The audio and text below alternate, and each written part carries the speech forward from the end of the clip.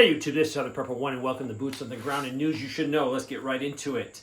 This person did not provide the state, or if they did provide the state, I did not put it here, but I'll check on that. We are seeing a huge influx of undocumented individuals in our area. We have instances where charter buses just pull up and drop off people. It has become so serious that a letter was issued, see attached. As a firefighter, we are running into a huge amount of Haitian individuals who do not have ID or speak English. People may think it will not happen where they live, but we thought the same thing just a month ago. It has only taken a week or so for crime and homelessness to become noticeable. This is the home price calculator, and it's called the Case-Shiller measurement. And basically what they do is they take the same home and they just track the repeated sales over time. So basically in January 1988, a $150,000 home was purchased. Had a mortgage payment of $1,076. In 2006, the same home was purchased for $403,000. It had an interest rate of 6.52.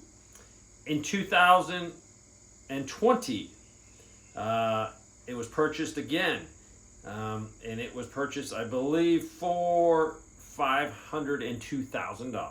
Then, May of 2024, the same house sold for $707,000. So this is just showing you that these prices are going up and up, so it's a good way to do it.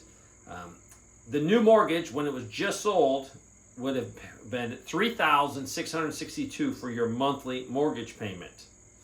That is incredible. When it was purchased in January of 1988 for $150,000, it had a mortgage payment of $1,076. So, and this does not take into account, though, they said property taxes or insurance. So this is a great way to measure just basically how we're getting ripped off because of inflation.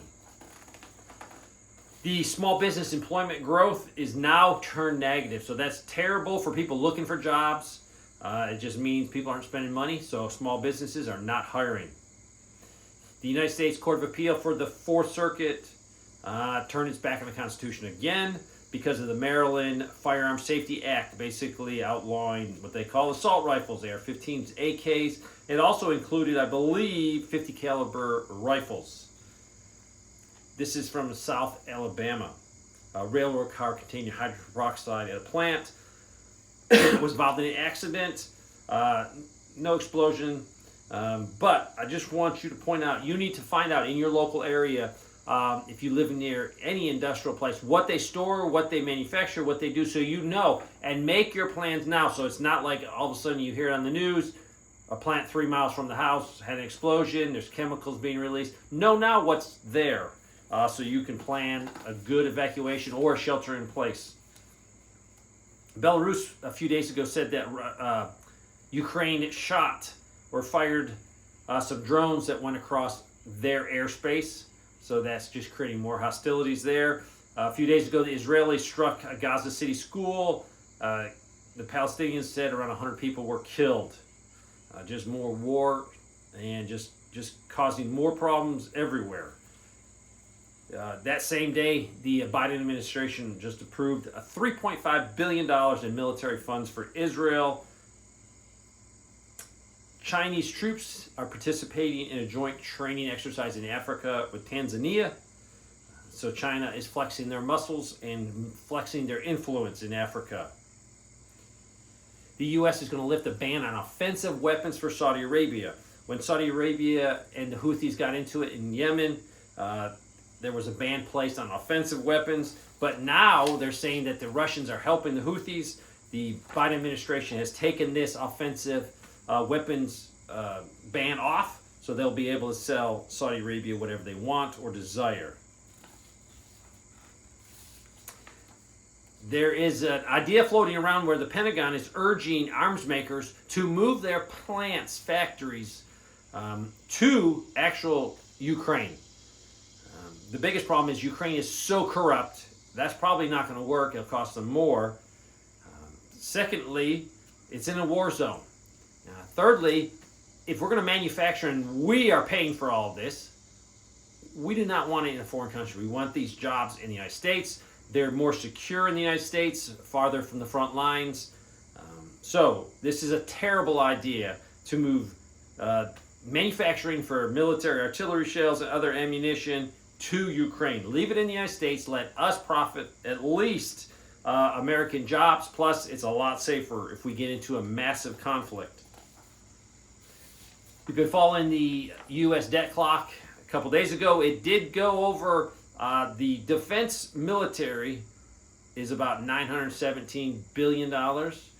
The interest we're paying is way over that. It's like $1 billion more. So the interest on our debt now is larger than all of the military and the defense spending. Give it 4 years, it's going to go up to $4 trillion. Mind-blowing.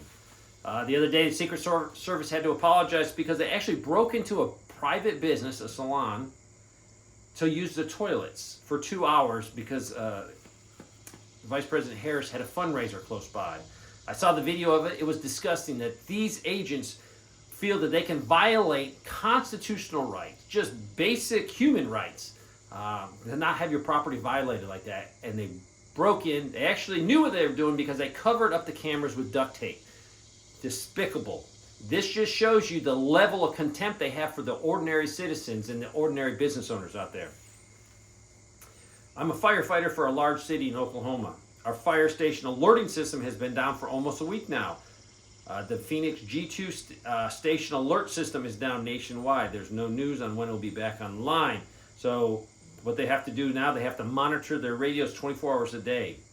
Rumors are the system was being hacked into. If our radio system gets compromised, we'll be down to cell phones. I have no more information about this. I don't know if it's back up and running. I would love to know. People in Japan are actually being told, do not hoard because of the anxiety over that quake. And then they're saying there could be a possible mega quake. It's making people go out and buy supplies. And the local authorities are saying, no, don't do that because then we'll have shortages. I got some more information on the supply chain problem we might have with the labor contract between the International Longshoremen Association. This could be going forward. This union represents 45,000 dock workers across the U.S. I got a few people saying a lot of negative things about these dock workers, not the individual dock workers, but this union is pro-Democrat, pro-communist, not a friend of freedom. This is information from the U.S. Treasury report. The federal government has amassed, they're in debt, $142 trillion in debt, liabilities, and unfunded obligations. This is astonishing, $142 trillion. The system's going to collapse. I've been saying it for many years, but every day it is getting closer and closer.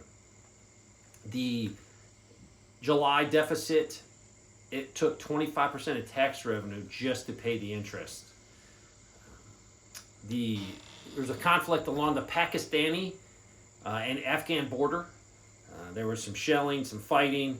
Some civilians were killed. I also talked to a friend that went to a tire shop, and this tire shop is in Honduras, or this tire shop is in my local area, and there was a man from Honduras working, and they got a conversation going up because my friend was open carry, which is legal in South Carolina. And the guy asked me, are you police? Are you military? And my friend said, no, I'm just a civilian using my constitutional right of self-defense and to carry a weapon. And the guy had a great conversation, and he said basically people in Honduras go two routes. They either go in the military or they go in the gangs. So a lot of people are coming from Honduras. So a lot of these guys, I'm not saying they're bad, but I'm saying they either have a background in, you're going to be in a gang or you're going to be in the military. So they have a military background.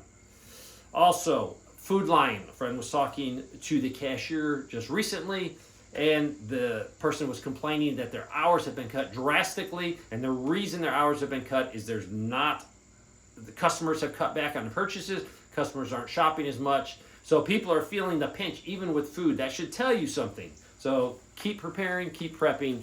Thanks for watching.